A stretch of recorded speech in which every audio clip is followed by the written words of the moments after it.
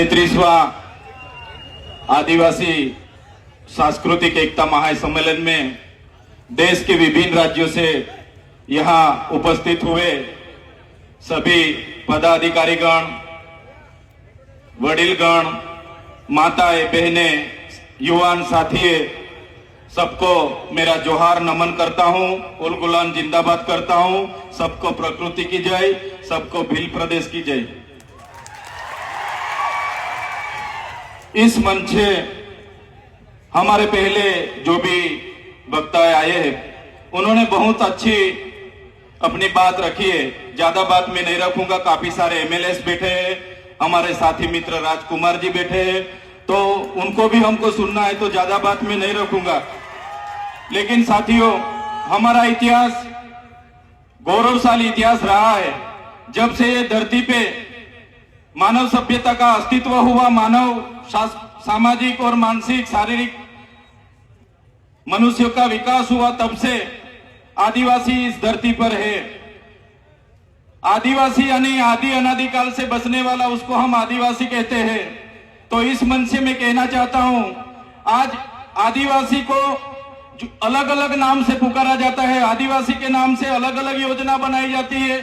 आदिवासी की अस्मिता मिटाने के लिए आपने देखा होगा, आदिवासी को आज शेड्यूल ट्राइब, जनजाति, वनवासी, वन बंधु के नाम से भी आज बुलाया जाता है। तो इस मंच से सभी मेरे साथियों को निवेदन करता हूं को आदिवासी को बचाने के लिए हम कोई वन बंधु नहीं है, हम कोई वनवासी नहीं है, हम आदिवासी है, आदिवासी ही हम रहेंगे।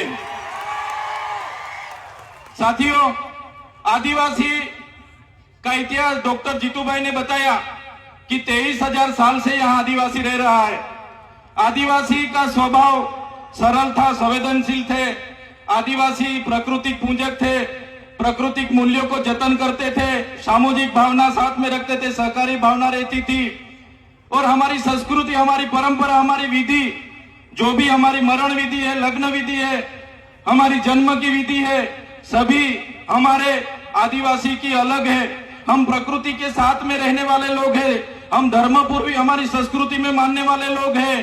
तो आपने देखा होगा, आगे की वक्ताओं ने बताया कि जब भी इस देश में नए नए धर्म आए, वो चाहे हिंदू हो, मुस्लिम हो, सिख हो, ईसाई हो, बौद्ध हो, जैन हो, सभी धर्म आदिवासी के बाद इस धरती पर आए हैं। और हिंदू जैसे धर्म ने तो हमारे समाज में, आपको पता होगा कि वर्ण व्यवस्था प्रथा रखी थी कि भाई पहले ब्राह्मण होगा, बाद में क्षत्रिय होगा, वैश्य होगा, और शूद्र में हमारे लोगों को माना जाता था।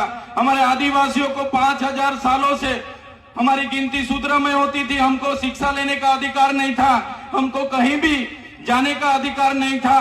बाद में आपने देखा होगा, इसी हालत में भी देश के आजादी में हमारे कई सारे स्वतंत्र सेनानी लड़े, हमारे क्रांतिकारी लड़े, हमारे पूर्वज लड़े।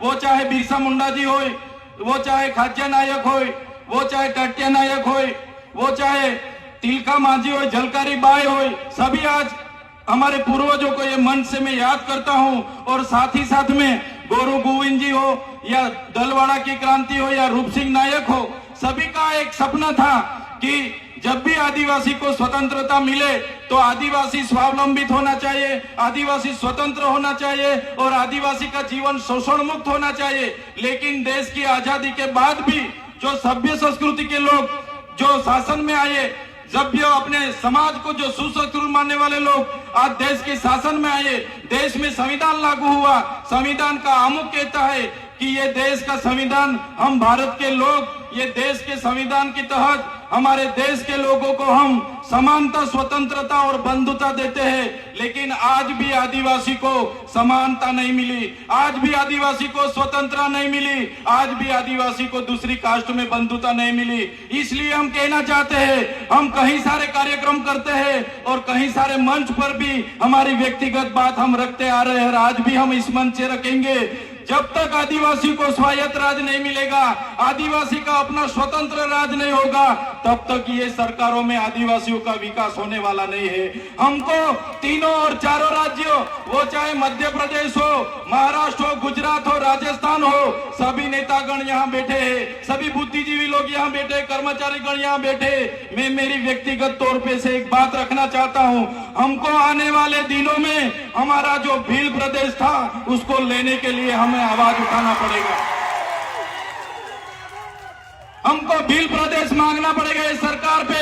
देश का 29वां राज्य हमारा भील प्रदेश होना चाहिए, और हमारा भील प्रदेश जब बनेगा तभी हमारा आदिवासी स्वायत्त राज्य में अपना विकास कर पाएगा। ये हम व्यक्तिगत सोच रहे हैं। साथियों, आपने देखा होगा देश के आजादी के बाद हमारे पूरे देश में 8% आदिवासी है।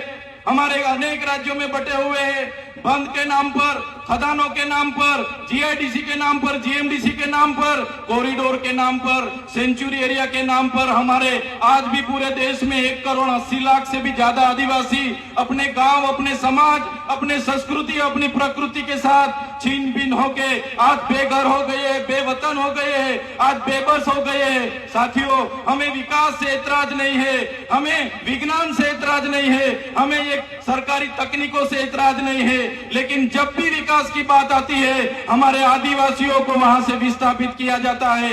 वो चाहे बांध हो, खनिज हो, जीएमडीसी हो, जीआईडीसी हो, कुछ भी प्रोजेक्ट नहीं आते, हमारे आदिवासी को टारगेट किया जाता है। और हम जब भी सरकार के खिलाफ आदिवासियों के लिए आवाज उठाते हैं तो ये सत्ता में बैठे हुए लोग पुलिस का दुरुपयोग करके, उनके सत्ता का दुरुपयोग करके हमारे जैसे युवाओं को दबाने के लिए जेलों में डालते हैं।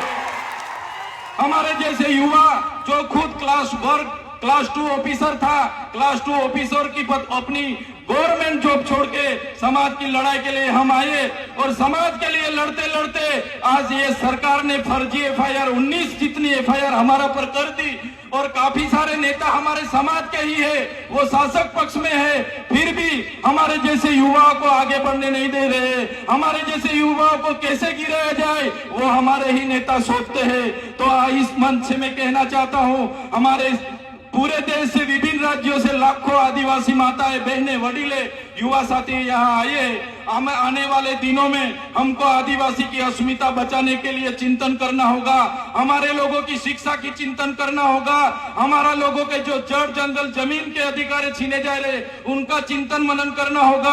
आज तक हमारा संवैधानिक अधिकार लागू नहीं हुआ, वो चाहे अनुसूची 5 हो, वो चाहे पैसा एक्ट हो, वो चाहे तोड़ते डबल ए की बात हो। आज भी आदिवासी की ग्राम सभा की सत्ता नहीं मिली, आज भी रूढ़िगत ग्राम सभा का परवानगी नहीं लिया जा रहा है। ये सभी बातों को आज के इस मंच से हमको सबको चिंतन मनन करना पड़ेगा।